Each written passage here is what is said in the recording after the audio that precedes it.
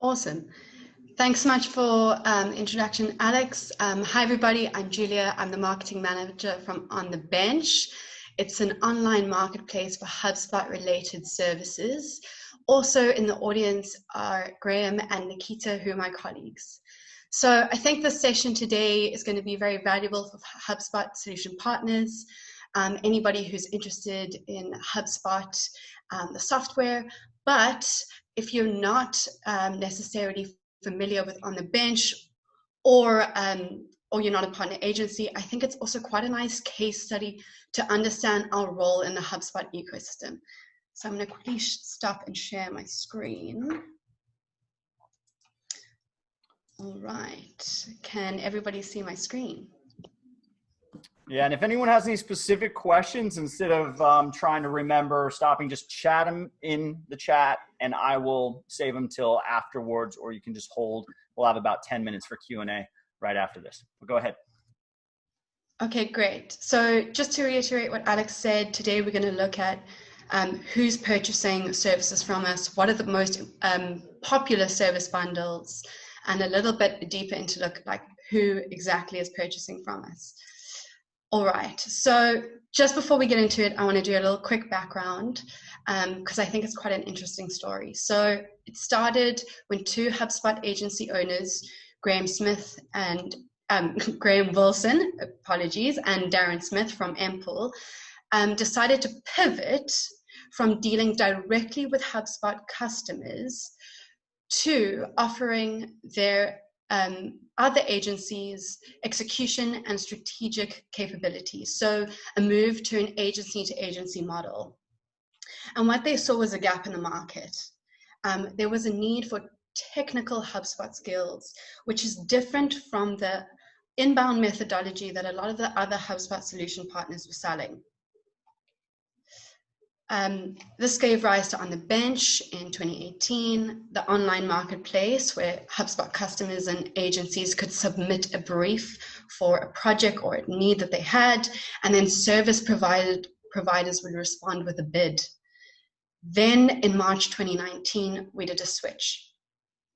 Instead of customers submitting open-ended briefs, we started selling service packages. So these service packages were created around a project-based solution with all the T's and C's, timeline, considerations, even ways of working. And especially the price, the cost was included. So what happened? To put it simply, the vision of On the Bench was to help agencies and freelancers succeed. But when customers submitted their own briefs and named their own prices, the budgets were very low. So as you can see, the budget for the average deal was at $150, which is around the price of something you would expect on Upwork or Fiverr. And it is not the actual value of the rare and very technical service that was being demanded. So when we did the pivot, almost overnight, the results were quite drastic. Providers got paid what they wanted. The average deal size increased to $1,600, and the sales cycle shortened. Also, just from what I've seen, from a customer perspective, browsing service packages is way less work than having to type down a brief and figure out all the things that you need. Everything is available online, and there's no back and forth to book a meeting and to get a proposal. So I'm just going to quickly show you what the service bundles look like. And I just want to stop here to talk about margins, because I know it came up in the last session that we had with you, Alex. So when selling package services, the service provider gets to price their service what they would like. We always encourage them to do what they think is fair.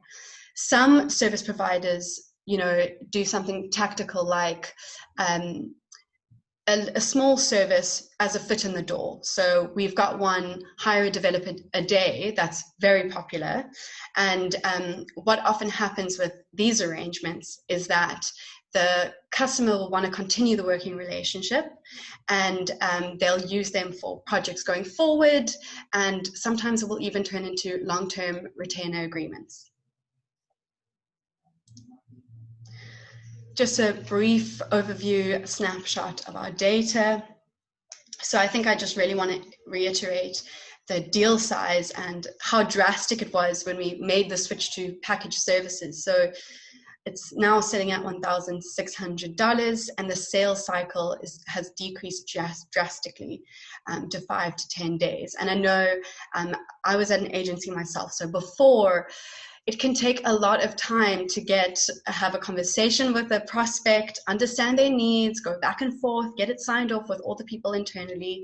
And yeah, I think packaged services really helped shorten that sales cycle. If we take a look at the most popular HubSpot categories, you can see that they all involve those really technical skills like website development, HubSpot setup and configuration. And when we do a deeper look into web development, which is actually the most popular category on our website, it's everything from small fixes or niggles in an email template to bigger website rebuilds and even migrations and integration, stuff like that. Checking out the cost per service, and I know this is often important for customers because it's not easy to get transparent and fair pricing, especially for things like a website redesign. So for our website development, for example, the average cost here is around $3,000 to $4,500. And if you look at HubSpot marketing professional onboarding, it's around $2,500 to $3,000. And that would be according to all business processes and needs. Take a look into who's buying it on the bench. We've got a direct brand and agency split. So 70% is direct brand and 30% is agencies. And I'm going to go into a little bit more detail in the next slide on that, and those two target groups specifically. The location is mostly the USA. How quickly do they buy on first and second visit? And I know something that came up in the previous little session that we had was what's the return ratio, and it's not on the slide, but I do want to mention, because I've got the stats, it's above 60%, and last month it was actually at 80%. So we're really happy that our customers returning and that they want to keep engaging with the same service providers. I think what's really interesting here is that our initial thinking when launching on the bench was that buyers would be small business owners. So the one man kind of does everything kind of shop who needed a few HubSpot related tasks done, and he needed help with a few things here and there. But what we've seen taking a look into our customer base is that the company size is more around 51 to 200 employees. Quite interesting to see how they found us is it's mostly referral. So either HubSpot refers them to us or they're referred by a friend or a colleague. Doing a little deeper dive into the 70 direct brands, 70% of direct brands. So here we found that often HubSpot customers get their license, but they don't have the technical expertise to really know how to set up the tool. So they call in the experts when they need assistance. They mainly need help with onboarding, technical setup, workflow setup and configuration, and then also development services. And then the 30% of agencies that we work with, as HubSpot gets more complex, we've realized that it's very difficult for an agency to be the expert at all these tools. So what they often do is hone in on one skill and then collaborate with other agencies to fill in the skills gaps. Usually it seems that they need help with development services and HubSpot CRM consulting, and mostly automation. So I'm about to go to questions now, but a final thought. I think one of the reasons why On the Bench is so successful is because we vet and matchmake for both customers and the service providers. Generally, the customers don't know who to hire. They need some guidance.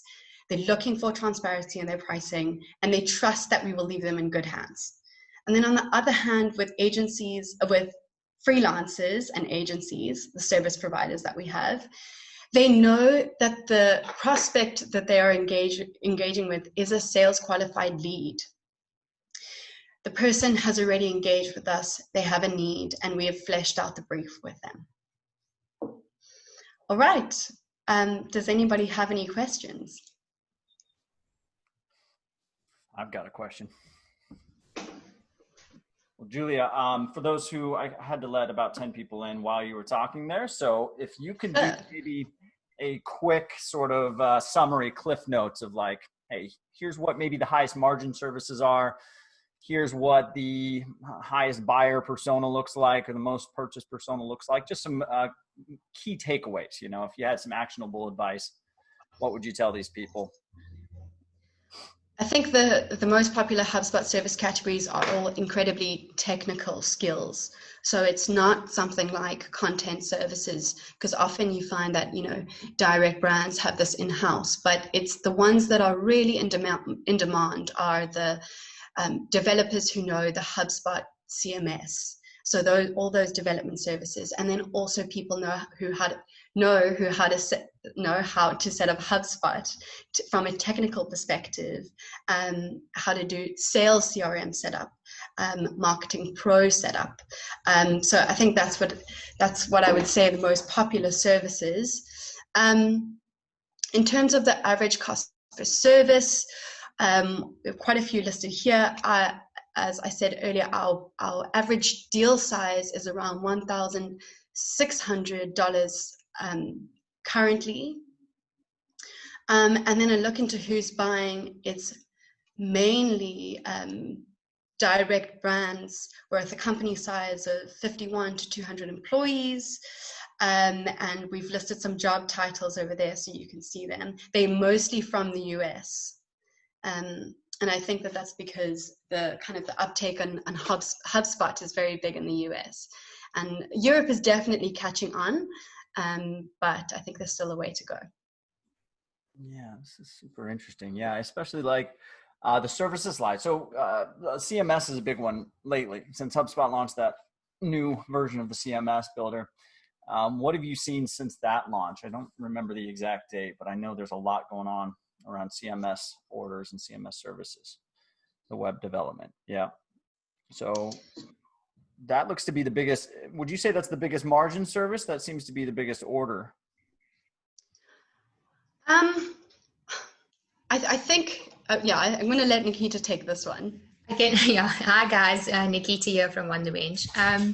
So in terms of development services, again, going back to kind of what Graham put in the chat box over there as well around you setting your margins, there is definitely money to be made with these services. If you look at the typical customer that's coming to buy from us, it's someone in that 50 to 200 employee size company. They're wanting to work with someone who is a definite expert and is going to deliver quality services in the HubSpot CMS that they've purchased. The cost of the CMS is quite an investment to begin with.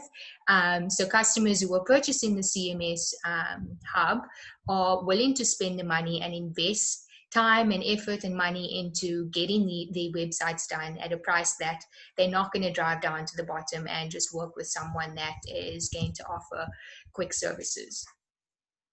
Awesome. And then I know this is a tough one to answer, but if you have any data on maybe the ease of sale, or at least kind of like the repeat purchase, any data that can correlate to, hey, these are quick win type of services that you can put up for sale either on your website or on the bench and get some new clients pretty fast. Anything like that? Yeah, so Julia mentioned earlier about the foot in the door or land and expand. I think that's what you guys call it in the US. But services like hire a developer for a day, or roll out or set up a CMS hub, or ask us anything in an hour or less, are smaller services, but are the foot in the door to start working with the HubSpot solutions partner, and then extend and roll it out into a longer term engagement.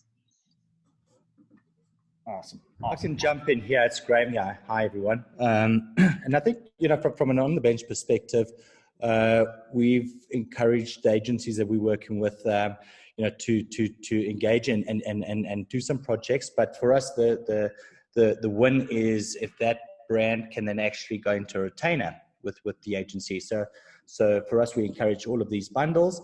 I think areas that we, or firstly to answer sort of Alex's question, what we're seeing is that these brands are buying at least sort of 3 times, over a period. So they're going to come in on that stat. They're going to buy sort of first or second visit. That's the first thing that we're seeing.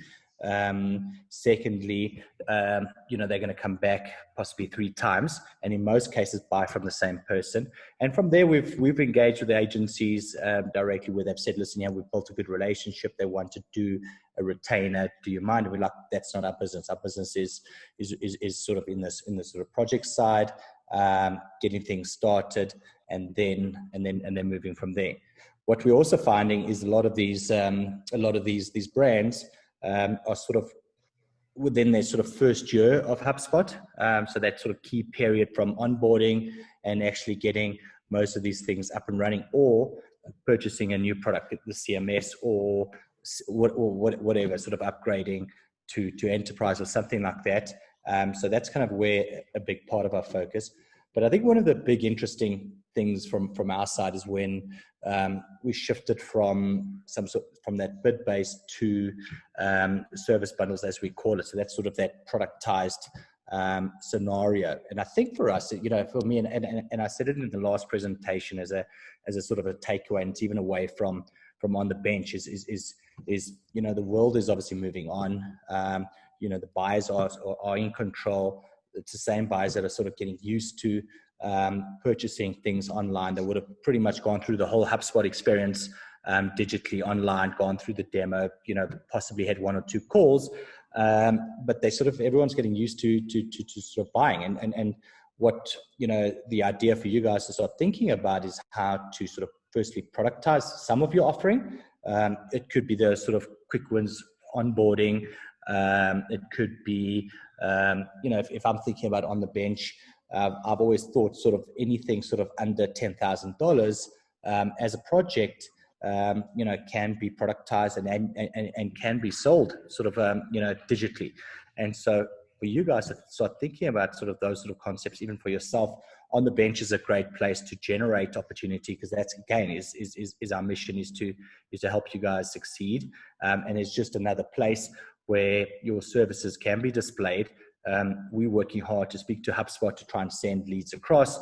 I would think on average we're doing sort of 5 to 9 opportunities, working 5 to 9 opportunities per day. So, it's growing. And for us, if this opens up some doors for you guys, generates some opportunity, that's where we're going. And those opportunities for us at On the Bench is kind of that early engagement in either I'm just signed up with HubSpot and I want to get started onboarding, or I moved across to the CMS, or moved across to a new product, and I need someone's assistance to get up and running.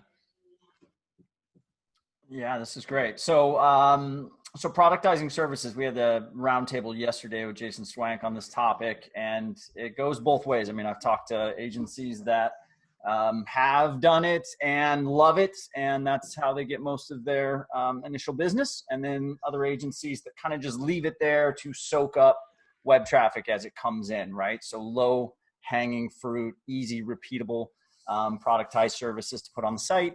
Both strategies, work. So I'd love to hear if anybody does have any cons on productizing services that we may not know, or if you guys have seen, or heard any feedback, really, because you guys get, the negative feedback from people that have put up a service on the bench and they had a bad experience with someone that purchased it. Anything on the con side.